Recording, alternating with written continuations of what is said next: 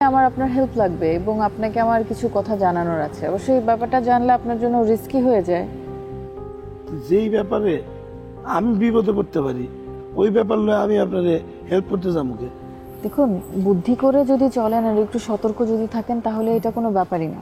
না না, আমি যাই না শুই না আপনার সাহায্য করতে গিয়া গাড়ার মধ্যে পড়তে চাই না।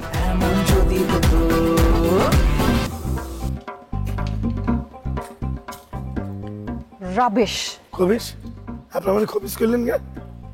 আপনাকে আমি খবিস বলিনি, রাবেশ বলছি। মানে না, আমি আমার ইমোশনের কথা বলছি। রাবেশ। হঠাৎ করে আপনি এত খেপে গেলেন কে? কুবের, আমার আপনার সাথে একটু পার্সোনাল কথা আছে। কি কথা কবেন কে আপনার? আমি পাতায়াতে বেড়াতে আসিনি, আমি একটা গোপন কাজে এসেছি। কি গোপন কাজ হয়েছে? সেটা বলার আগে আরেকটা কথা বলি। ওইদিকে দেখেন, দূরে একটা বাঙালি লোক দাঁড়িয়েছে, অনেক দূরে। এইভাবে দেখবেন না কুবের। দেখেছেন? হ্যাঁ দেখছি। উনি আজকে সারাদিন আমাকে ফলো করছে।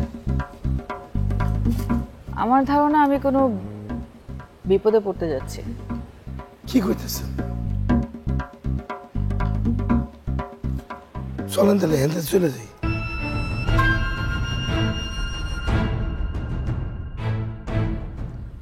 একটা জিনিস আমি বুঝতেছি না, একটা লোক সারাদিন ফেউর মতো আপনার পিছনে পিছনে লাগিয়ে রয়েছে, আপনার কি একটু ভয় করতেছে না? হে যদি আপনার কোনো ক্ষতি করে আলায়? সে আমার কোনো ক্ষতি করতে পারবে না যতক্ষণ আপনি আমার সাথে আছেন। এসে অ্যাটাক করবে না, কিছুই করতে পারবে না। এটা আপনি কেমনে বলছেন? যদি অ্যাটাক করে? করবে না। শুনেন, এই কারণেই আমার আপনার হেল্প লাগবে এবং আপনাকে আমার কিছু কথা জানানোর আছে। অবশ্যই ব্যাপারটা জানলে আপনার জন্য রিস্কি হয়ে যায়। যেই ব্যাপারে আমি বিপদে পড়তে পারি ওই ব্যাপার লয়ে আমি আপনারে হেল্প করতে যাবো কে? দেখুন, বুদ্ধি করে যদি চলেন আর একটু সতর্ক যদি থাকেন তাহলে এটা কোনো ব্যাপারই না। না না, আমি যাই না শুই না আপনার সাহায্য করতে গিয়া গাড়ার মধ্যে পড়তে চাই না। দেখেন, আমি কিছু কথা বলি তাহলে আপনি পুরো ব্যাপারটা ক্লিয়ার হবেন। এখানে দেবদাস বলে একজন লোক থাকে।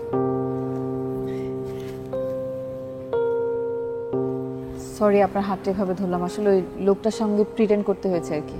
না ঠিক আছে, সমস্যা নেই, কিন্তু লোকটারে দেখে কিন্তু সন্দেহজনক মনে হইতেছে। চেহারা দেখে কি মানুষ চেনা যায়? না না, বোঝা যায়, আমি তো বুঝলাম।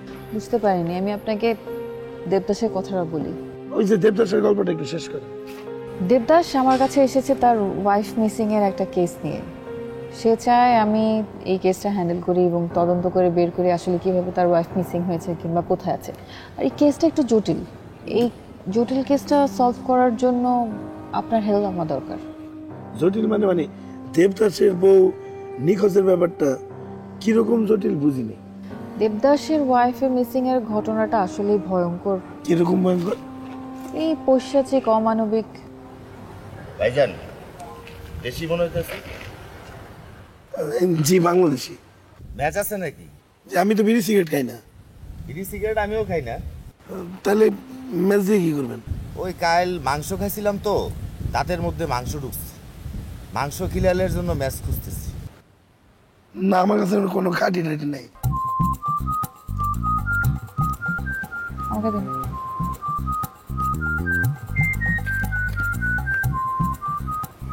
ভাগেন না হলে খবর আছে।